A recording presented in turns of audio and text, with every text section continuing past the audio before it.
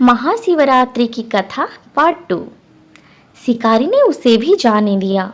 2 बार शिकार खोकर उसका माथा ठनका।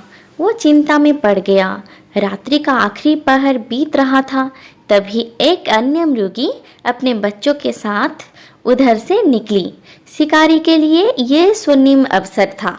उसने धनुष पर तीर चढ़ाने में देर न लगाई। वो तीर छोड़ने ही वाला था कि मृगी बोली, हे पारधी, मैं इन बच्चों को पिता के हवाले करके लौट आऊंगी।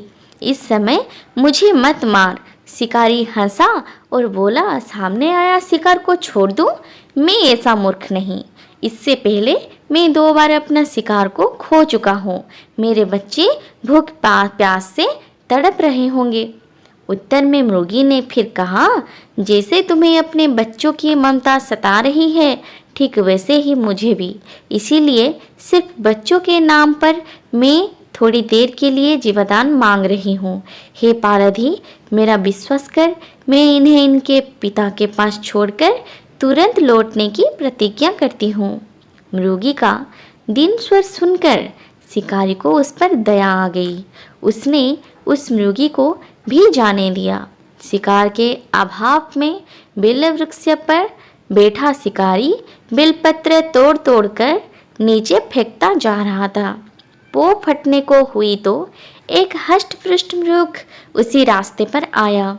शिकारी ने सोच लिया कि इसका शिकार वह अवश्य करेगा।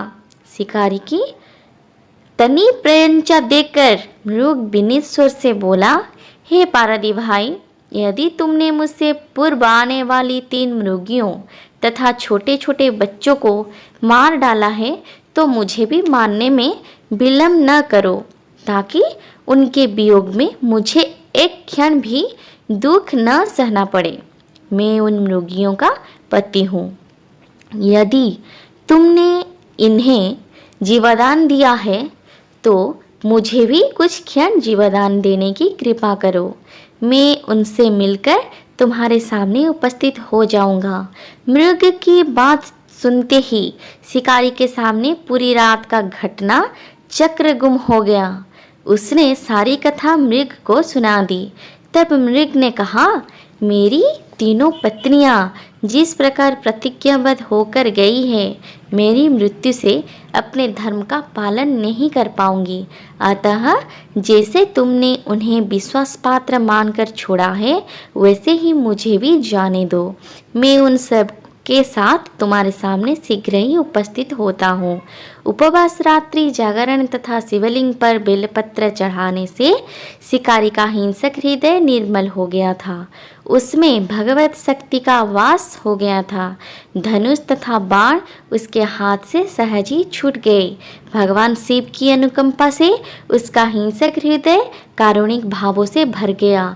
वह अपने अतीत के कर्मों को याद करके पश्चाताप की ज्वाला में जलने लगा।